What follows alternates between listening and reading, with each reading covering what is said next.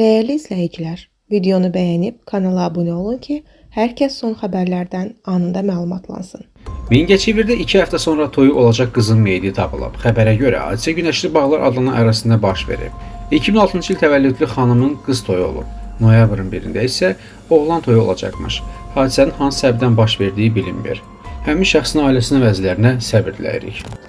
Barəsində Cinayət Məcəlləsinin bir sıra maddələri ilə cinayət işi açılan Prezident Administrasiyasının sabiq rəhbəri Ramiz Mehdiyevin bütün ailə üzvlərinin ölkədən çıxışına məhdudiyyət qoyulub. Xəbər verilir ki, bunlar Ramiz Mehdiyevin həyat yoldaşı Galina Mehdiyeva, oğlu Teymur Mehdiyev, qızı Kamilə Əliyevadır.